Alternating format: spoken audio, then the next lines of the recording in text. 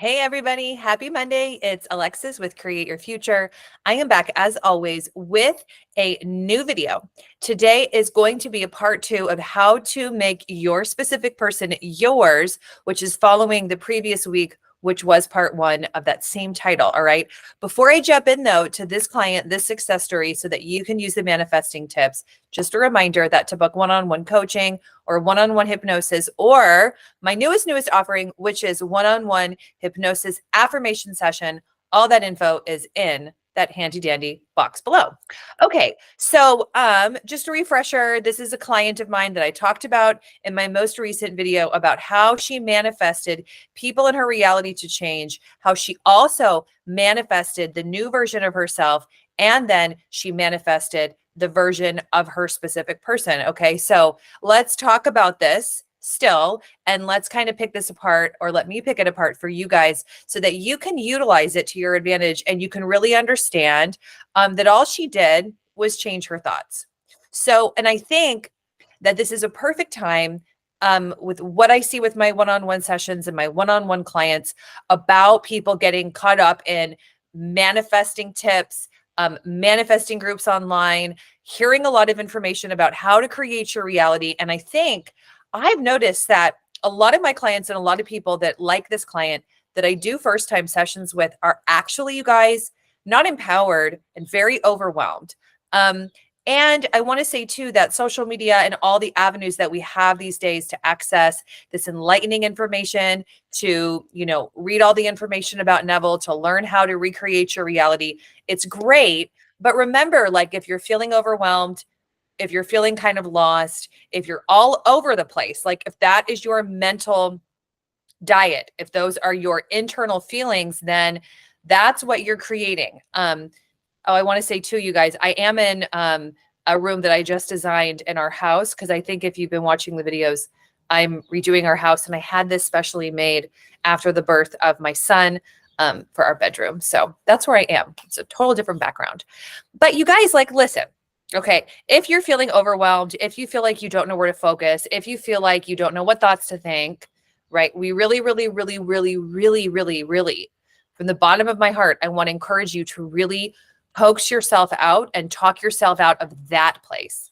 Now, if you end up in that state or in that place consistently, continually, then that's telling us that also there's just, maybe you've heard a lot of stuff, maybe you got a lot of information, and there's all these things going on, right, in your mind. But just like this client, you can go from having the specific person to being hot and cold, to not seeing a lot of movement, not having a lot of things happening. Just a refresher, this client had known the specific person for quite a long time. So there was a story there, but how did she override the story? She overrode the story by thinking new thoughts, on purpose. I guided her to think new thoughts once an hour for every day, like on the half an hour. I tell a lot of clients, but you guys, the thing is this: we have to think new thoughts, and we have to guide the mind to a new story of self-empowerment, of creating what you desire, of creating what you want, of things working for you, or else it's like a holding pattern and everything stays the same. Okay. So like I said, when she came to me, she was very overwhelmed, didn't know what to think. And she was saying what I hear a lot, which is, oh, I'm now doing law of assumption. Now, you guys, this is the thing. Your mind doesn't know, like, the law of assumption isn't something like the law of gravity where it's just here. Like, we have to enact and utilize the law of assumption vis-a-vis thinking new thoughts. If all you're doing is walking around saying, now, and I always say this, like, and I'm always apologizing to people because I'm not trying to be, tell anyone they're doing anything wrong or anything. But what I hear a lot these days is so funny to me, because it's like I hear, oh, I used to do law of attraction. Now I'm doing law of assumption. This client was saying a lot of that. And I think, okay, but like, are you just changing your thoughts? Because you guys, it doesn't matter. If you're walking around thinking, I know the law of assumption now, you could be assuming things differently on purpose and assuming your reality to be different. And you can be living in the end of what you want, but we have to be changing our thoughts. We have to utilize a more appropriate mental diet to create what you desire, to think better thoughts about self, right? And to think better thoughts about a specific person. You really can't do one without the other. So like, honestly, if you're feeling overwhelmed, if you're feeling like you've got a lot of information going on and then you're wondering, what are my blocks? What's my assumption? What's this? Let's come back to the simple fact that how you change and re-engineer anything is through the thoughts that you're thinking about it. It's through the thoughts you're thinking about it. It's that simple, right? This isn't like you have to like do a witch hunt and figure out all these things, and it's all this elusive process about how we create. It's really not that flowery. It's really simple. Where your mind is used to going is where you're creating from. If you're going, also think about this too. If you're part of the manifesting communities and you tend to go to overwhelm, or you tend to feel like there's just so much information, I don't know how to do this, I'm not doing this correctly, then I wonder if you think that, like if that's kind of like how you relate to you doing things. Like, do you think that things are difficult? Do you feel overwhelmed easily? Do you often feel like there's just too much to do, not enough time? Oh my gosh, like the sky is falling, right? Now, and I'm saying these because these were assumptions and these were thoughts that I at some point had myself. So like I said in the previous video, this client, you guys, like those of us who are coaches have been through the rigmarole, have been through the course of these things, and we know these things to be true. There was a time in my manifesting journey where I was a hypnotherapist at the time, but I was still investigating and learning and digesting information, thought there was something missing, right? Where all along the missing thing was changing my story about myself, and then changing the story and changing the thoughts about whatever I was creating. When you can really do that and you can stick to it and you can persist in the face of what you don't want, that's where we see the magic happen. Okay. So what this client did, to go back to her, is that she really thought new thoughts about herself. I'm valuable. I'm worthy. I'm amazing.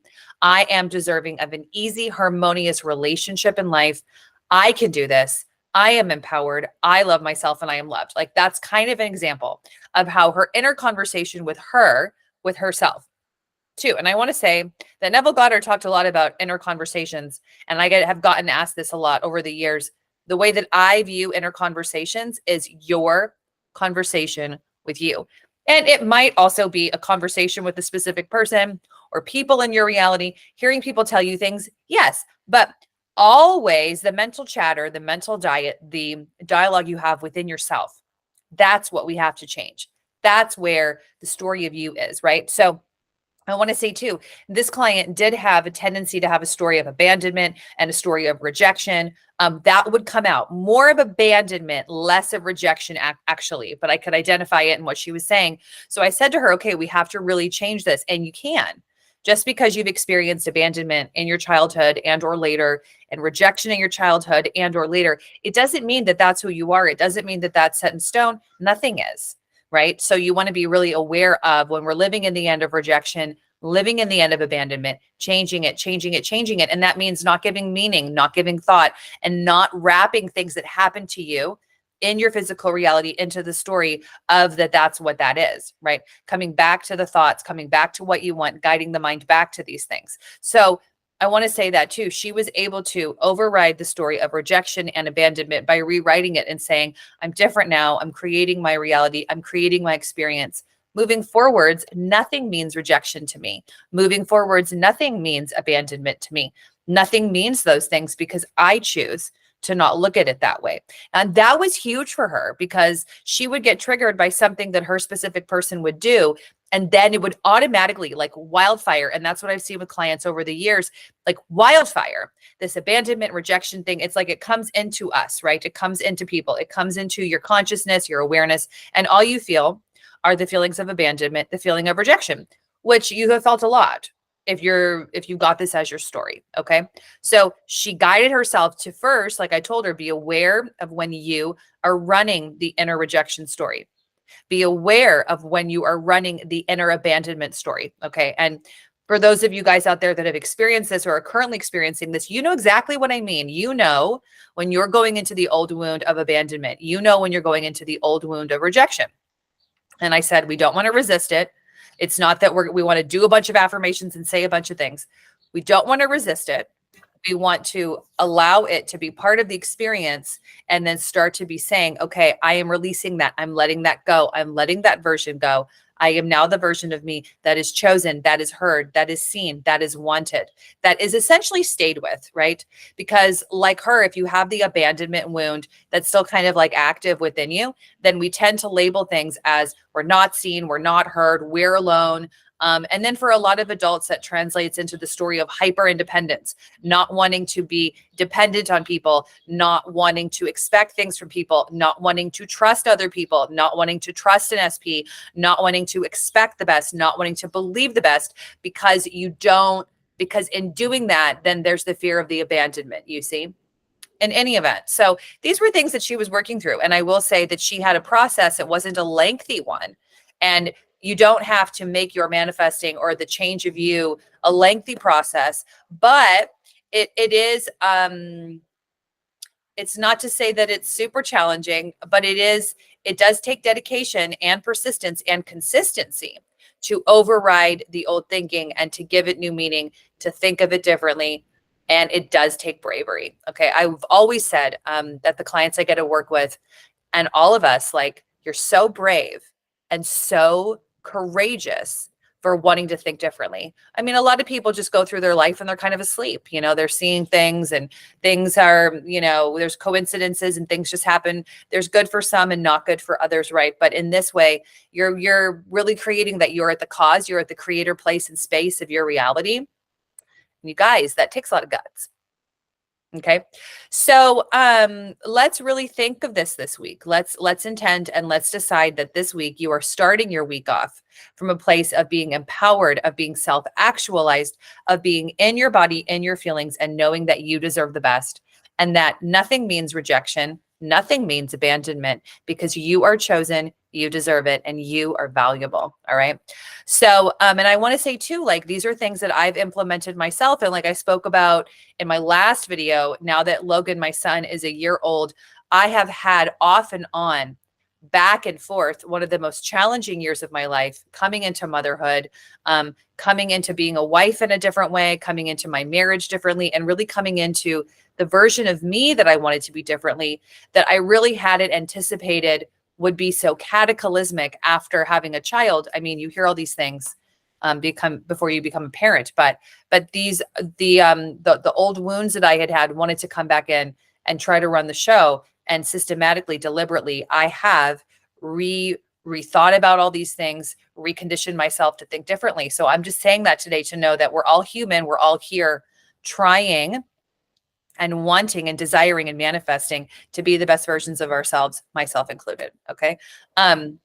So, all right, you guys, let's move into the week with thinking thoughts concisely, conditioning yourself that you're doing this correctly, getting out of any kind of overwhelm, because it's just your thinking.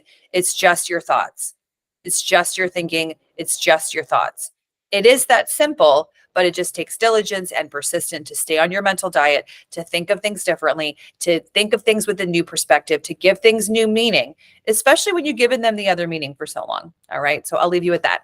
Okay, you guys, go out, smile today, celebrate something about yourself and the things that are going well for you. Let's stay on track with our mental diets, and I will see you in my next video. Bye.